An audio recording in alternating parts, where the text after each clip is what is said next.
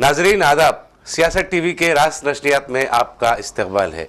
आलमी, कौमी, इलाकाई ताज़ा खबरों और नए मौज़ूआत के साथ मैं सैयद इस्माइल ज़बीउल्लाह और मेरे हमरा सीनियर सहाफ़ी सज्जादुल हसनैन आपकी खिदमत में हाजिर है।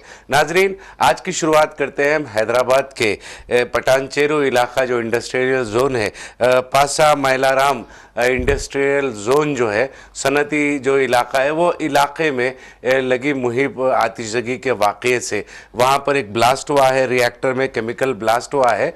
उससे कई लोगों की जान जाने की इत्तलात मौसूल हो रही हैं और कई दर्जन लोग ज़ख्मी हुए हैं। इस तरीके की इत्तलात मौसूल हो रहे हैं। इसी से हम आज की शुरुआत करते हैं। जी सज्जाद साहब। कि देखिए, अभी ये जो हैदराबाद के नवाई इलाके जो सरहदी इलाका है पटनचेरू जी, का, वहाँ पे जो है केमिकल फैक्ट्री में धमाका हुआ है। अब तक मरने वालों की तादाद तो जाहिर नहीं की गई है, लेकिन कई जानों के कहा जा जाने रहा के खदशात है, का इजहार किया जा रहा कहा है। जा रहा है कि मुतादिद लोग जो है इसमें मरे हैं और 20 से ज़ायद वर्कर्स जो है ज़ख्मी भी हुए हैं। इस बात की तो तस्दीक कर दी गई है। अब देखिए, आग पे काबू पाने के लिए भी और मेडिकल एड के लिए भी वहाँ पे जो है एम्बुलेंसेस भी पहुँच गई हैं और फिर जो है फायर इंजन भी पहुँच गए हैं और राहत कार्य का काम शुरू कर दिया गया है और आग पे काबू पाने का भी जो है सिलसिला जारी है। लेकिन यकीनन एक बहुत बड़ा हादसा है और इस हादसे ने जो है इलाके को दहला दिया है।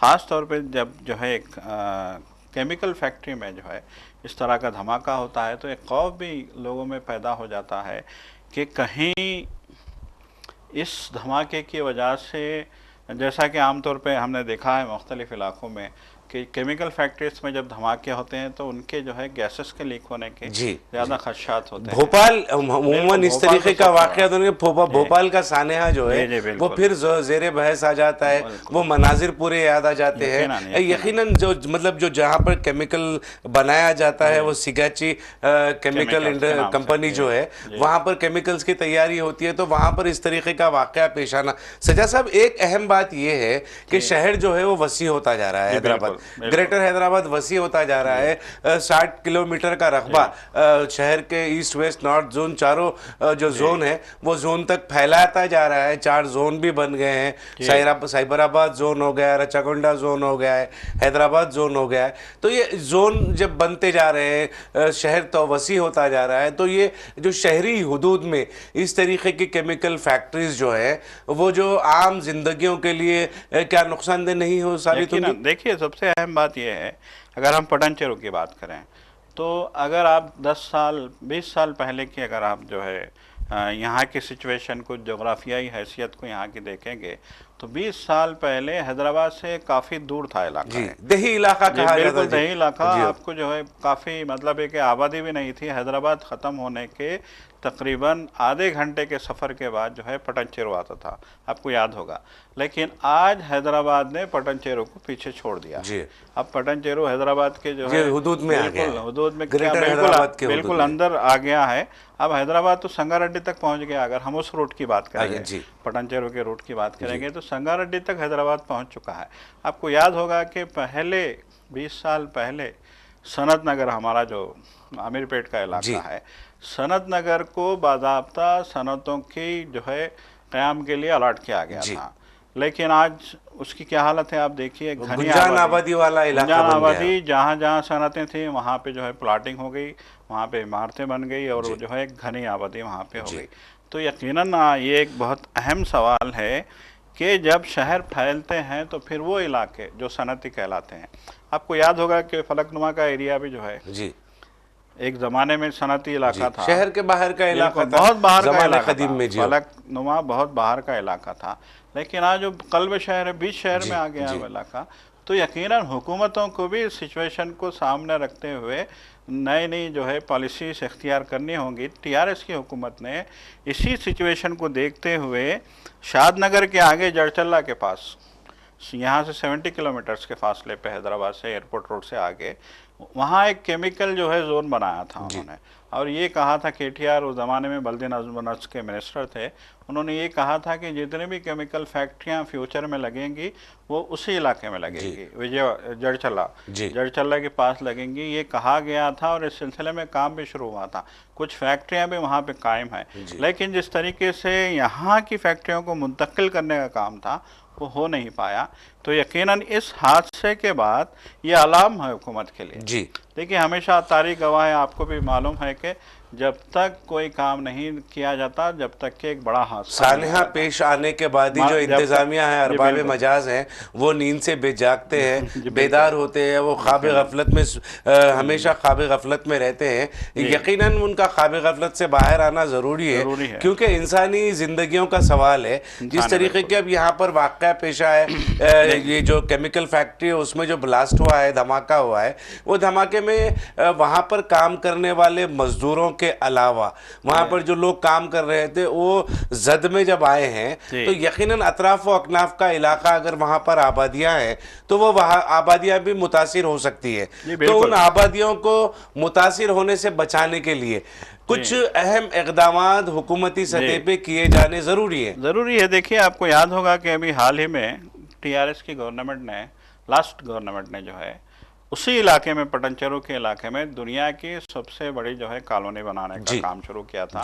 डबल बेडरूम के फ्लैट्स के जो है तकरीबन, जहाँ तक मेरा, और जहाँ पर भी मैं माजरत चाहता हूँ, जहाँ पर भी ये डबल बेडरूम फ्लैट्स हैं बनाए गए हैं हैदराबाद के बाहर, वो तमाम जो है, जैसा कि रामपल्ली का इलाका है, चरलापल्ली के करीब में, अक्सर मेरा वहाँ पर कवरेज के लिए बहुत सारे मामले जाना होता है। वो जो है वो एक वहाँ पर बड़ा भारत गैस का वहाँ पे सेंटर बना हुआ है, भारत पेट्रोलियम का वहाँ पर सेंटर बना हुआ है। अगर इन इलाकों के करीब में इतनी बड़ी रिहायशी आबादी अगर हुकूमत बना रही है तो इस तरीके का नागहानी वाकया कुछ पेश आता है तो उसमें यकीनन अवाम को नुकसान होगा, जानी नुकसान होगा।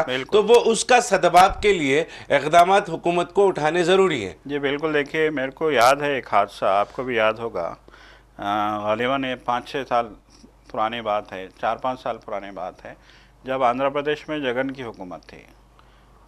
विजयवाड़ा के नेवा में जो है एक फैक्ट्री में इसी नौइयत का धमाका हुआ था। तो उस धमाके के बाद जो गैस लीकेज का सानहा हुआ था, तो उस वक्त सुबह के औकात में ये हुआ था।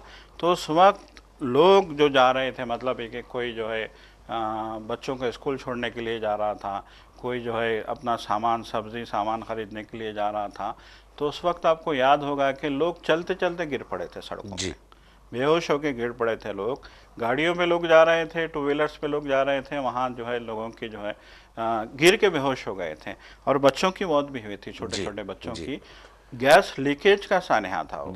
वहाँ पे एक ब्लास्ट हुआ था, छोटा सा ब्लास्ट, वहाँ आग का बहुत बड़ा हादसा नहीं हुआ था।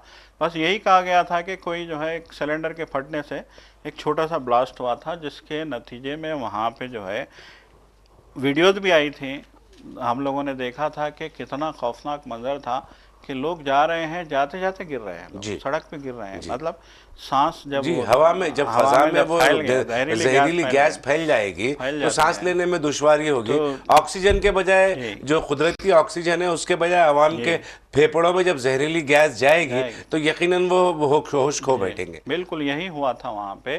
तो उस वक्त वहाँ की हुकूमत ने भी एक बड़ा फ़ैसला लिया था, और उन्होंने जो है फौरी तौर पे फैक्ट्रीज को जो है आबादियों से दूर करने का जो है एक काम किया था। अब वो देखिए उस पर इम्प्लीमेंट हुआ नहीं हुआ ये तो नहीं पता, लेकिन उस वक्त की हुकूमत ने फौरी तौर पे ऐलान किया था कि हम जो है अब फैक्ट्रियों को, ख़ास तौर पे केमिकल फैक्ट्रीज़ हैं, दवासाज कंपनियां हैं, या फिर जो है दीगर जो कार्बाइड फैक्ट्रीज़ हैं, या फिर सीमेंट बनाने की फैक्ट्रीज़ हैं, जो भी मतलब है कि फैक्ट्रीज़ होंगी जहाँ पे गैसेस भी होंगी, जहाँ पे गैसेस के ज़ख़ीरे भी होंगे, जहाँ पे मुख्तलिफ़ केमिकल्स के ज़ख़ीरे होंगे, उन फैक्ट्रियों को शहरों की आबादी से बहुत दूर किया जाएगा। ये फ़ैसला लिया गया था। लेकिन हमेशा ये होता है कि फ़ैसले तो होते हैं, लेकिन जैसे कि कहा जाता है कि वाक़या हो गया, उसके बाद कुछ दिन हो गए, फिर लोग सब कुछ भूल भाल जाते हैं। तो ये भूलने की जो बीमारी है हुकूमतों की, ये बड़ी जो है खौफनाक बीमारी है। हैदराबाद में भी आपको याद होगा कि इससे पहले एक इमारत में, 2 इमारतों में यहाँ पे आग लगी थी। पत्थरगट्टी का वाकया तो हाल जी, हाल हाल जी, ही का बिल्कुल। वाकया है, जो वहाँ पे इंतजामात नहीं होने की वजह जी, से और फायर को कंट्रोल नहीं करने के जो इंतजामात होते जी, हैं, आलात की अदम दस्तयाबी की जी, वजह से बड़ा सानेहा हुआ था। उसमें मासूम मासूम बच्चों की भी जानें जी, चली गई, जाने गए बड़ों थे। की भी जानें चले गई थी। ऐसे दो वाकयात, बड़े जी, दर्दनाक वाकयात हालिया दिनों में हैदराबाद में बिल्कुल। पेश उस आए। वक्त हुकूमत ने कहा था, जो हैदराबाद के, अब हम ताज़ा वाक़ये की जैसा कि आपने जिक्र किया, गुलजार हाउस के वाक़ये की अगर हम बात करेंगे तो उस वक्त हमारे जो है शहर के इंचार्ज वज़ीर है पूनम प्रभाकर, जी उन्होंने वहीं पे प्रेस कॉन्फ्रेंस में ऐलान किया था कि हर इमारत में आतिश फरोश साजो सामान, मतलब है कि जी आग बुझाने के लिए जो साजो सामान की ज़रूरत होगी, वहाँ पानी की जो ज़रूरत होगी, वहाँ पे जो है आग बुझाने वाले जो है गैस सिलेंडर्स की जो ज़रूरत होगी, उसके लिए इंतज़ामात करने के लिए हिदायत दी जाएगी, बल्कि जायज़ा भी लिया जाएगा जी इमारतों का, पूरे शहर की इमारतों का, कि वहाँ पे आग बुझाने का मुनासिब इंतज़ाम है या नहीं है, इसका भी जायज़ा लिया जाएगा। लेकिन देखिए वाक़या हो गया, सानया हो गया, मामला फिर जहाँ का तहाँ होके रह गया, जी। सारी चीज़ें फिर चल रही है, जैसा फिर कि ज़िंदगी आपने चल कहा रही कि है। अरबाब में मजाज और जी, अवाम दोनों भी वाकयात होने के बाद जो भूल जाते हैं इस जी, तरीके के बिल्कुल। सानेहात को, वो सानेहों को, वो काबिल जी, तशवीश है। अब आप देखिए, अब ये वाकया पेश आया केमिकल फैक्ट्री का, जी, यहाँ पर इंसानी जानें भी चली गई। अब यहाँ पर जो जहदकार हैं, जहदकारों को इसकी तरफ तवज्जो देनी चाहिए, बिल्कुल, ज़राए बिल्कुल, अबलाग को भी इस जानिब बिल तवज्जो देनी चाहिए। बिल्कुल, बिल्कुल। जहदकार और ज़राए अबलाग जो है, हुकूमत जो ख्वाब गफलत में सोई हुई है, उसको जगाने का काम कर सकते हैं। ये जो शहरी हदूद में है, 60 किलोमीटर तक शहर तोसी हो गई है, वसी हो गया है शहर, तो जी, शहरी हदूद में जब केमिकल फैक्ट्री में सानेहा पेश आता है, तो अवामों की जो ज़िंदगी है, लोगों की जो ज़िंदगी, आम शहरियों की ज़िंदगी, जी, उससे मुतासिर होने का खदशा। आपने विजयवाड़ा की अभी मिसाल पेश की। जी, अगर इस केमिकल फैक्ट्री में ब्लास्ट के बाद अगर कोई जहरीली गैस निकलती है, वो फ़ज़ा में फैलती है, तो वहाँ पे रहने वाले जो लोग हैं, उनके लिए तो यकीनन वो नुकसानदेह साबित होगा।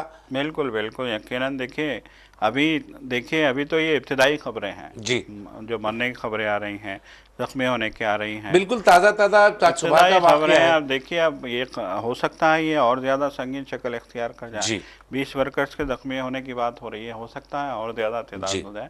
तो बहरहाल जो कुछ भी हो, सानहा बड़ा संगीन है, और हुकूमतों का ये जो रवैया है, इसमें तब्दीली सबसे जो है यकीनन ज़रूरी है। अब ज़रूरी है। हम क्योंकि हैदराबाद से हमने आज की शुरुआत की है, तो तेलंगाना की भी एक अहम खबर है। जी, यहाँ पर जो बीजेपी है, बीजेपी मजबूत होने की मुसलसिल कोशिश कर रही है। 8 अरकान पार्लियामेंट के इंतखाब के बाद, जीतने के बाद तेलंगाना से बीजेपी अपनी जड़ें जो है वो मजबूत करने की मुसलसिल कोशिशें कर रही है यहाँ पर, और उसके लिए जिद्दोजहद भी बीजेपी की जानिब से की जा रही है। इसी जिद्दोजहद का एक हिस्से के तौर पर हम ये कह सकते हैं कि तेलंगाना के नए जो बीजेपी सरबराह है तेलंगाना के, वो एन रामचंद्र राव को, जो मिस्टर राव को यहाँ पर बीजेपी का सदर बनाने का काम किया जा रहा है। 21 जुलाई को यहाँ पर इंतखाबात होंगे। गैर जो अनऑफिशियल जो खबरें हैं, लेकिन मुसद्दक़ा खबरें हैं, मिस्टर रामचंद्र राव जो साबिक़ में रुकन कानून साज काउंसिल भी रह चुके हैं, उन्होंने खैरताबाद असेंबली हल्के से बीजेपी के टिकट पर इंतखाबात भी लड़ा था। तो वो मिस्टर रामचंद्र राव को यहाँ पर बीजेपी की जो कमान है वो सौंपने की जिम्मेदारी देने की इत्तलात मौसूल हो रही हैं। जी सज्जाद साहब। यकीनन। देखिए, जो जी किशन रेड्डी अभी मौजूदा सदर हैं, वो मरकज़ी वज़ीर भी हैं, जी और बीजेपी का हमेशा से ये कहना रहा है कि एक शख्स को 2 ओहदे नहीं दिए जा सकते। जी तो आपको याद होगा कि किशन रेड्डी से पहले बंडी संजय जो है सदर हुआ करते थे, तेलंगाना की बीजेपी के सदर थे बंडी संजय, जो करीमनगर के एमपी भी हैं। लेकिन इलेक्शन से पहले अचानक उनसे जो है सदारत जो वापस ले ली गई थी, और जी किशन रेड्डी को जो है सदर यहाँ का बनाया गया था। यकीनन जी किशन रेड्डी की क़यादत में जो इलेक्शन यहाँ पे हुए थे, उन इलेक्शंस में बीजेपी को काफ़ी फ़ायदा हुआ है। जैसा कि हम जानते हैं, देखा हमने कि 8 एमपी हो गए हैं 2 से। जी बीजेपी के तेलंगाना में सिर्फ 2 एमपी थे, जी और इस इलेक्शन में हालिया गुज़िश्ता जो बरस इलेक्शन हुए हैं 2 साल पहले, उन इलेक्शन में बीजेपी 2 से 8 सीटों पे आ गई एमपी की, और एमएलए की भी सिर्फ 2 सीटें थी बीजेपी की, एमएलए की भी 8 सीटें हो गई हैं। तो यकीनन एक बहुत बड़ा फ़ायदा बीजेपी को हुआ है। किशन रेड्डी की क़यादत में बीजेपी ने रियासत में तरक्की बहुत की है, लेकिन अब बीजेपी का बहुत ज़्यादा फोकस हो गया है तेलंगाना की तरफ। ये जो कामयाबी उनको मिली आम इंतखाबात में, उसके बाद उनको लगने लगा है कि हम और मेहनत करेंगे तो हो सकता है आने वाले इलेक्शन में जो है तेलंगाना में हम जो हुकूमत साजी भी कर सकते हैं, हुकूमत कायम भी कर इस तरह सकते के हैं। साथ वो अमित शाह के मुमकिन वो देखिए ख्वाब आने- शर्मिंदा ताबीर होना जरा मुश्किल है। वो अलग जी, वो अलग बात लेकिन है। हैदराबाद का जब पिछला जो म्यूनिसिपल इलेक्शन ग्रेटर हैदराबाद के बल्दी इंतखाबात हुए थे, उसमें भी 40 से जायद जो हल्क़ाजात हैं, बल्दी हल्क़ाजात है, उसमें बीजेपी ने शहर से कामयाबी हासिल की थी। 44 सीटों पे 44 कामयाब है। सीटों पर कामयाबी हासिल की थी। वहाँ पर एलबी नगर जोन में और मलकाजगिरी जोन में वहाँ पर बड़ी हद तक बीजेपी कामयाब हुई थी, और उसी का नतीजा है मलकाजगिरी से आप बोल सकते हैं कि ईटला राजेंद्र जो साबिक में बीआरएस पार्टी में थे, उसके बाद फिर कांग्रेस में आए, फिर कांग्रेस से बीजेपी में उन्होंने छलांग लगाई। तो ईटला राजेंद्र जो है वहाँ पर उन्होंने जीत हासिल की मलकाजगिरी पार्लिमानी हल्के से। जहाँ तक 8 असम पार्लिमानी हल्कों पर बीजेपी की जीत का मामला है, सियासी जो तज्जिया निगार हैं और हमने भी बहुत सारी चीज़ों का जायज़ा लिया है, वो समझ में उससे यह आ रहा है कि बीआरएस पार्टी ने उनकी बहुत ही गैर क्या बोलना मौलाना तौर पर बीजेपी को जिताने में बड़ी हद तक मदद की थी, अपने उम्मीदवारों के ज़रिए से या फिर कमज़ोर उम्मीदवारों को खड़ा करके। जिस तरीके से पार्लिमानी इलेक्शन बीआरएस पार्टी को लड़ना चाहिए था, उस तरीके से बीआरएस ने इलेक्शन नहीं लड़ा था। और अब आप देख सकते हैं कि उसी के नतीजे में आज जो है अमित शाह निज़ामाबाद में जलसा कर रहे थे। जलसे से उन्होंने खिताब करते हुए कहा कि एक टारगेट जो है अमित शाह के टारगेट में यहाँ की जो कांग्रेस हुकूमत है वही रही। वो बाज़ाब्ता बरसरेआम एक वजीर दाखिला होने के बावजूद स्टेज से ये ऐलान कर रहे हैं कि कांग्रेस पार्टी ने तेलंगाना को अपना एटीएम बना दिया है। जी देखिए, हल्दी बोर्ड की जो है क़याम के लिए वो निज़ामाबाद में आए थे। जैसा कि आप जानते हैं कि निज़ामाबाद पूरे इंडिया में हल्दी की फसल उगाने वाला, बेहतरीन हल्दी की फसल उगाने वाला। साहब मैं माजरत चाहते हुए आपको रख रहा हूँ, ये जो हल्दी बोर्ड के मतालिबा है ना, जी मैं 2014 में जब पहली मर्तबा रुकन पार्लियामेंट कविता मुंतखब हुई कि कविता केसीआर की जो दुख्तर भी है और तेलंगाना जागृति की सदर भी हैं और बड़ी लीडर हैं तेलंगाना की वो, और अब रुकन कानून साज काउंसिल मौजूदा तेलंगाना काउंसिल में रुकन है वो, उन्होंने बाज़ाब्ता एक प्रपोजल पेश किया था हल्दी बोर्ड के क़याम का निज़ामाबाद में, जब वो निज़ामाबाद की रुकने पार्लियामेंट थी। कविता ने ये प्रपोजल, मैं इस बात का शाहिद हूँ, मैंने उनके लेटर्स, उसकी रिपोर्टिंग भी सियासत रोज़नामे सियासत में बड़े पैमाने पर हुई थी। कविता ने बाज़ाब्ता ये कोशिश की थी कि तेलंगाना के ख़ास तौर पर निज़ामाबाद में, क्योंकि निज़ामाबाद जो है हल्दी की पैदावार का एक बड़ा मरकज़ है, तो वहाँ पर हल्दी बोर्ड कायम किया जाना चाहिए। 2014 और 2019 दो मरतबा वो मुंतखब होकर आई, मगर उन्हें इस मौका नहीं दिया गया।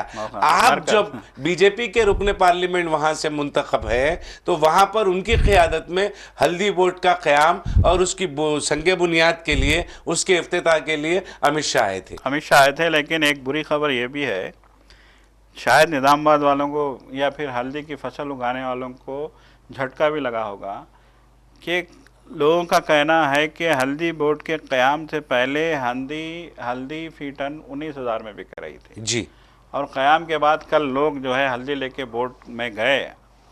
बोर्ड का मतलब क्या है कि हल्दी का जो है खरीदो फरोख्त, जो खरीद वो खरीदेंगे, खरीद कर वहाँ से बेचेंगे। तो कल वो हल्दी बेचने के लिए गए तो उनसे कहा गया कि 9,000 रुपये टन हम खरीदेंगे, हमारी कीमत 9,000 है।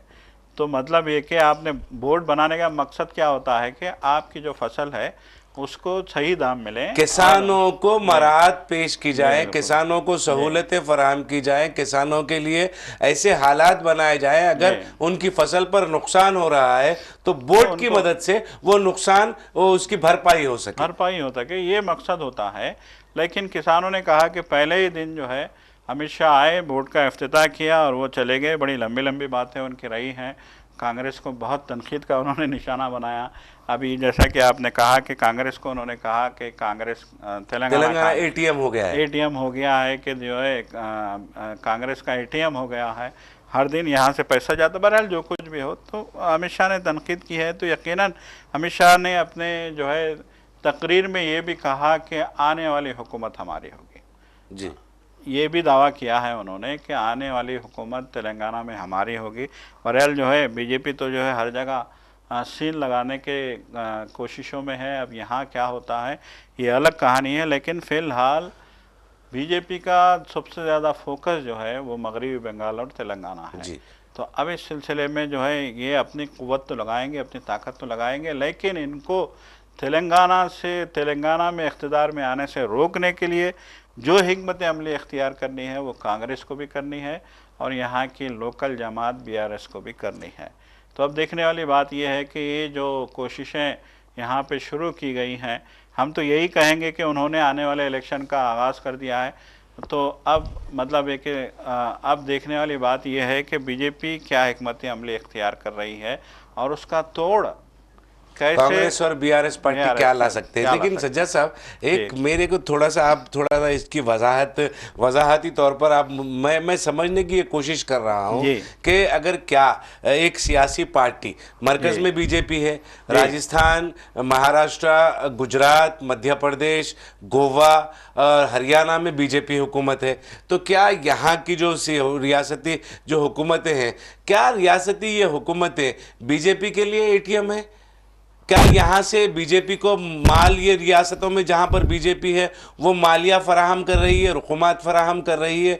क्योंकि जब ये तजुर्बा एक इंसान को होता है तो उसी सूरत में अमित शाह इस बात का बवांगे दहल ऐलान कर सकते हैं, क्योंकि अगर बीजेपी के लिए राजस्थान, महाराष्ट्र, गुजरात, मध्य प्रदेश और हरियाणा, गोवा ये रियासतें अगर उनके लिए एटीएम है, तो यकीनन कांग्रेस पार्टी के लिए भी तेलंगाना हुकूमत जो है, तेलंगाना एटीएम हो सकता है। बिल्कुल।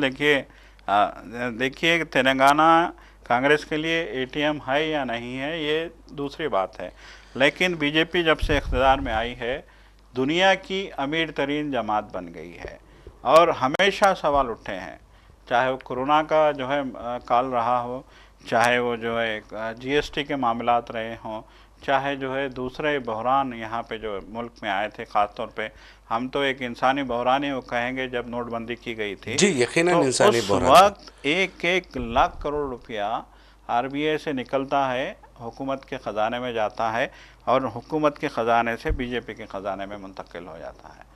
कोरोना में पटरी वालों के लिए 1 लाख करोड़ रुपए सरकारी ख़जाने से निकाले गए थे, वो कहाँ गए किसी को नहीं पता। जी। तो आप अंदाज़ा लगाइए कि किस नौइयत के जो है ये धांधियाँ बीजेपी। अब बीजेपी, एक तो इलेक्टोरल बॉन्ड का मामला था, वो आपने भी देखा, खुद जो है बहुत बड़ा स्कैम के तौर पर साबित हुआ। सुप्रीम कोर्ट ने जो है इस मामले की बड़ी सरजनिश की और बड़ी हैरत जाहिर की गई थी, बड़ा वाविला मचा था, बड़ा हंगामा हुआ था और ख़ास तौर पे कांग्रेस पार्टी ने भी जो है इस मसले को उठाया था। और सारी चीज़ें जब मंजर आम पे आई थी कि इलेक्टोरल बॉन्ड से कौन सी कंपनी ने कितना पैसा चंदे में दिया है और उसको इसका क्या फ़ायदा मिला है, तो एक बहुत खौफनाक स्कैम का जो है अंदाज़ा हुआ था। और ये भी अंदाज़ा हुआ था कि इस स्कैम ने बीजेपी को अमीर तरीन जमात बना दिया है और लोगों को, यहाँ के लोगों को गरीब तरीन करने का काम किया है। तो आम आदमी के बेच पे सीधा बोझ पड़ा था, यकीनन बड़ा सीधा बोझ पड़ा था, क्योंकि हमें इशारे मिल रहे हैं, ख़त्म करना है हमारी बात को एक आखिरी खबर पे हम ज़रूरी, क्योंकि ये हमारे आज के डिस्कशन का एक अहम मौजू भी बन सकता है। ये महागठबंधन की हुकूमत अगर बिहार में इख्तिदार हासिल कर लेती है तो तेजस्वी ने ये बात का दावा किया है, ये बात का वादा किया है आवाम से कि वो जो वक्फ एक्ट है उसको कूड़ेदान में फेंक देंगे। तेजस्वी ने एक जलसे-आम से खिताब करते हुए, क्योंकि बिहार में जो है इलेक्शन का बिगुल बज गया है, इलेक्शन का डंका बज गया है, इलेक्शन इंतखाबी सरगर्मियां ज़ोरों शोर से वहाँ पर चल रही हैं। वज़ीर आज़म नरेंद्र मोदी की रैलियाँ भी वहाँ पर शुरू हो गई हैं और राहुल गांधी ने भी वहाँ पर कैंप किया था, वहाँ पर इंतखाबी जलसों से वहाँ पर खिताब किया था। तो तेजस्वी जो है आरजेडी के जो सरबराह है, आरजेडी लीडर है, उन्होंने ये कहा है कि लालू प्रसाद यादव ने वाजे कर दिया है कि हमारी पार्टी आरजेडी जो है वो सख्त तरीके से वक्फ तरमीमी बिल जो है उसकी मुखालिफत करिए। अब तो बिल नहीं, कानून हो गया हो, वक्फ तरमीमी कानून की हम शिद्दत के साथ मुखालिफत करेंगे। ये तेजस्वी ने बिहार के एक इंतखाबी जलसे आम से ऐलान किया है। जी बिल्कुल, देखिए वहाँ बीजेपी भी अपना सारा जोर लगा रही है। बिहार में पूरी ताकत बीजेपी ने झोंक दी है। और फिर नीतीश कुमार की जो पार्टी है, उस पार्टी जेडीयू की मैं बात कर रहा हूँ, उस पार्टी का बहुत जो है साख खराब हुई है इन 2-3 सालों में। जिस तरह की जो है नीतीश कुमार की हरकतें रही हैं या फिर जिस तरह की उनकी कारकर्दगी रही है, उसने नीतीश कुमार की साख तो ख़राब की है, लेकिन उनकी पार्टी भी जो है बैकफुट पे आ गई है। और सबसे अहम बात यह है कि बीजेपी से उन्होंने गठजोड़ किया था, हाथ मिलाया था, गठबंधन किया था, जिसका उनको खमियाजा भुगतना पड़ रहा है। नीतीश कुमार ने भी अब गाहे गाहे कहना शुरू कर दिया है कि बीजेपी से हाथ मिलाने का हमको नुकसान उठाना पड़ा है। गो कि अब नीतीश कुमार चीफ मिनिस्टर हैं वहाँ के, नीतीश कुमार की हुकूमत है वहाँ पे, उसके बावजूद नीतीश कुमार की पार्टी जो है बहुत कमज़ोर हो गई है और बीजेपी बड़ी ताकत बन के वहाँ पे उभर रही है। प्रशांत किशोर ने भी अपनी पार्टी वहाँ पे कायम कर दी है। तो अब देखने वाली बात यह है कि देखिए, एक बात तो अहम है, बिहार में मुस्लिम वोट की बड़ी काफ़ी अहमियत है, बड़ी अहमियत है। और इस वोट का अगर पूरे का पूरा हिस्सा तेजस्वी या आरजेडी को मिल जाता है तो यकीनन आरजेडी की जीत वहाँ पे हो सकती है। यही वजह है कि अब इलेक्शन की सरगर्मियाँ शुरू हुई तो तेजस्वी ने सबसे पहले वक्फ बिल को, अपना वक्फ कानून को जो है अपना मुद्दा बनाया है। अब देखने वाली बात यह है कि मुसलमान जो है किस करवट जो है मतलब एक कौन सी पार्टी को जो है अपना, मुसलमान कन्फ्यूजन में है। कांग्रेस भी है वहाँ नहीं नहीं, मुसलमान यकीनन वहाँ पे कांग्रेस है और आरजेडी है, जेडीयू है। मुसलमानों ने पिछली मर्तबा एक तरफा वोटिंग के करीब एक तरफा के करीब वोटिंग की थी, तो जिसके नतीजे में आपने देखा कि मजबूर होकर नीतीश कुमार ने आरजेडी से हाथ मिलाने के लिए रजामंदी का इजहार किया। पलटू राम का जो पहली बार, उसके बाद फिर बीजेपी में वापस गए। वो पहले बीजेपी से हाथ मिलाया, फिर आरजेडी की गोद में आए, फिर वापस बीजेपी के पास वो चले गए क्योंकि तेजस्वी डिप्टी चीफ मिनिस्टर थे वहां पर। तो ये जो सूरत हाल जो पैदा हुई वहां पे, यकीनन मुस्लिम वोटों की वहां पर ताकत है। मुस्लिम वोट अगर एक तरफा पड़ते हैं इंडिया अलायंस को या अजीम इत्तेहाद को, महागठबंधन जिसको हिंदी में कहा जाता है, अगर उसको वोट पड़ते हैं तो यकीनन फैसला जो है वो आरजेडी या अजीम इत्तेहाद के हक में हो सकता है। वहां पर पूरी कोशिश की जा रही है, खास तौर पर प्रशांत किशोर ने जो अपनी पार्टी लॉन्च की है, जो वहाँ पे उन्होंने पार्टी, उनके भी पूरा जो पॉलिटिक्स का महवर है, उनका भी सियासी महवर है, वो बिहार और बिहारी है। वो सिर्फ बिहार और बिहारी के मुद्दे को लेकर आगे बढ़ रहे हैं। उसमें मुसलमानों के साथ भी उन्होंने मुसलसिल मुसलमानों से भी खिताब करते हुए होश में आने का, जागने का, शऊर बेदार होने की वो मुसलसिल अपील करते हुए नजर आए हैं। तो जो बिहार की जो पॉलिटिक्स है वो 3 हिस्सों में बढ़ गई है। एक तरफ आरजेडी है, एक तरफ जेडीयू है, एक तरफ नीतीश कुमार है, और बीच में जो है उसके वो तीनों के दरमियान में कांग्रेस और जो है बीजेपी, तीनों के बीच में है। तो जो भी सूरत हाल पैदा होगी, जैसे जैसे इंतखाबात करीब आते जाएंगे, रायदही का वक्त करीब आते जाएगा, सियासी गर्मी बिहार में यकीनन बढ़ेगी। तो आने वाले दिनों में कड़ी नज़र बिहार के इंतखाबात पर रखेंगे और पल पल की जो खबरें हैं वहाँ से आने वाली हैं वो अपनी आवाम को, ख़ासतौर पर सियासत टीवी के नाजरीन को पेश करते रहेंगे। तो नाजरीन, अब वक्त हो चला है सियासत टीवी के दीगर प्रोग्रामों से आप जुड़े रहें। हमारा ये प्रोग्राम आपको कैसा लगा, आप ज़रूर अपनी राय कमेंट बॉक्स में अरसाल करें और सियासत टीवी की सारी टीम को अब दे इजाज़त। खुदा हाफिज़।